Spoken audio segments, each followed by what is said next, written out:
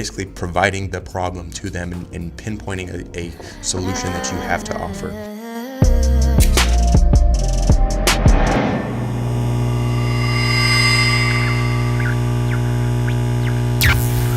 What's going on, ladies and gentlemen? Kevin Jacob here for Build Vision. If you guys are new to the channel, first of all, welcome. This is a channel basically encompassing everything that it takes to be able to utilize your creative expression and make it so that you have lifestyle, financial, mental, whatever it might be, freedom, utilizing what you truly love doing and expressing yourself daily to create the life that you want. I'm using my background as a life coach, a digital marketer, serial entrepreneur, and giving you all my tips and teachings and hardships that I've learned so that you can better utilize and really develop your passion into a profitable business, or just something that makes income on the side, something that makes you so you have a bit more money to spend, whatever it might be, wherever your goals lie. I'm going to kind of do my best to really add as much value as I possibly can, give you guys some of the insights of selling and other aspects like that, especially in photography, videography, all forms of visual expression, and how you can actually structure a business around that. So today's topic, as you guys can tell by the title, is how to actually find more work within freelancing. Freelancing is a huge opportunity right now that not necessarily a lot of people are capitalizing on, but there's definitely a decent amount. So how you can actually stand out, we're going to go through and create some of the actual pages, and I'm going to utilize some of the product. I need to stop saying utilize, first of all. Sorry guys. Actually take you through Fiverr and just build a mock-up, product and outline some of the processes, as well as give you guys an in-depth look at the client process and just how to actually conduct online business and where to use this page as your listings, and where you can list a little more, where you can really do things a bit better and a bit more engaging than other freelance workers and stand out in the industry. So this is going to teach you all that. Make sure you guys stick around until the end, because I'm going to also talk about how you can make that shift from freelancing into directly being your own boss. You don't necessarily have to go through one of those sites, and so you can charge a lot more, make a lot more in profits, and really take that next step towards a business. Now, jumping into just covering something that I want to make sure you guys understand is just the online business model and how a lot of things are structured nowadays. So as you can see on the screen, there's a client here, and that's kind of where the process starts. And the client can either go directly to the product page in this case, which would be, Fiverr or Upwork, Freelancer, whatever your chosen platform is. And I would suggest doing all of them just to make sure you have the most opportunity. And that way you can also test around different titles, different things, because a lot of times with the headlines and things like that, that's where you're going to experience a lot of your calculations of how much people are actually affected by the words that you write, the copy that you're putting out there, and where your customers are actually going to be most interested to see. So if you can create compelling headlines, create compelling descriptions, and really showcase to your customers why they should pick you within just that short little one sentence headline, and then you're going to have a lot more customers coming to you. And another way you can do it is, a lot of people do, and myself included, is an audience. They build up an audience. They have different pools, audience forms, platforms, whether it be social media, whether it be email lists, things like that, that they can consistently add value to. And from that value, they actually, present solutions or shortcuts or courses, things like that, that have that product page. And for instance, it could be your guys' service. So, that online business model, instead of directly sending them to Fiverr or something like that, you can also do something to where you use this product page on Fiverr, and instead of trying to send people directly to it without them knowing you, you get them acquainted with you as a person, you add value to them, and then you kind of send them to that page on Fiverr, to where you don't have to be building your own website, you don't have to have your own business or anything like that. It's just going to be the same model as online business, but you're utilizing someone else's platform. And I strongly suggest doing that, especially starting out. So not only will you get those organic searches that are trying to come in through Fiverr, but also you can play on things and do things your own way to really appeal to your own structure and your own brand. Now, product pages, and then there's the post-purchase, of course, as listed on screen. And post-purchase is going to be something that's huge, because not only can you incentivize for your customer to be a repeat customer, but also you can incentivize for them to give referrals or tell their friends, things like that. And you can do that all through email automation. You can do that just by sending thank you notes that are, very beneficial, and really take the time to actually showcase that you appreciate everything the customer had to offer. And don't be afraid to ask for, hey, can I get a review? Hey, can I get a testimonial? Hey, don't forget to leave a review, whatever it might be. And I want to outline for you guys really quick the client process and how you can better understand where your client's thoughts are along the process. So there's the awareness phase, the consideration phase, a purchase phase. And in those three phases of the client process, you are going to have to appeal to different aspects. So the awareness phase, that's when the client scrolls through and is looking for your potential freelance work. They don't necessarily know who you are, but they do see that you have a great listing, and that's where those eye-catching headlines come into play. So I would research copywriting if you guys haven't, and just see what's going to actually entice your customer to stop and click on yours above anyone else's. Your consideration phase is when they start looking around at other people's who are similar, to kind of weigh their options and vary the actual decision they're going to make. And then the purchase phase is them actually clicking add to cart and getting in touch with you, and getting that consultation or that briefing where they're actually going to go through with the process.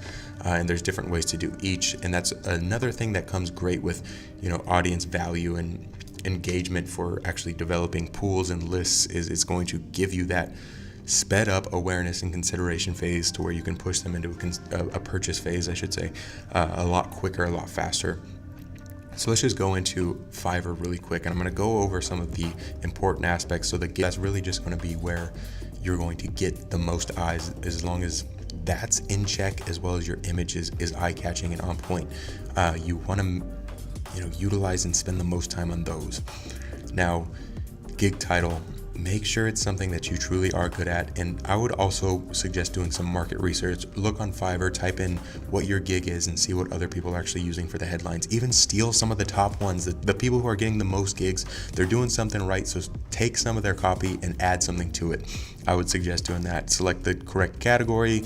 All right, now we're going to go into the pricing. And so again, go based off of market value. You want to do things that are calculating into your amount of time, what you're actually going to produce. Extra fast delivery. You do want to add a bunch of different options. And one thing that a lot of customer research shows is that if you identify 3 different options at 3 different price points, one that's substantially expensive, one that's very cheap but also doesn't take you a lot of time, you can kind of pump out super quick, and then one that's still considered expensive, however, compared to that super expensive one, it looks a lot less, and it looks like it's not going to be nearly as much money, so the customer actually feels better buying it. That's where you're going to get the most of your sales. So you want to focus on that middle package. And even if you don't have 3 gigs that you want to offer, I would suggest doing a middle package that's going to be your main package, and doing it at a pretty decent price point, and then doing a package that just looks outrageous next to it that's going to be high in price, and as well as a lower one that ultimately just shows that it's not going to be as of high quality and include as much as that middle package. That's going to actually make your client feel better about purchasing that middle package, as well as taking into some consideration how they can really benefit from that middle ground. And studies show that people will always choose the middle ground over any two. So of course you want to go in and optimize all these things, add the different price point packages, as I was saying, and your description and FAQ. You just really want to go in depth on what you're going to do and what you're going to provide. Another thing to take into consideration with client processes is the why to what. So if your client, because they're already in this stage of knowing why they want something, you don't necessarily have to spend as much time trying to sell them on this is going to benefit you from this, this, and this. Instead, you want to point out the details and the actual features that you're going to give to them.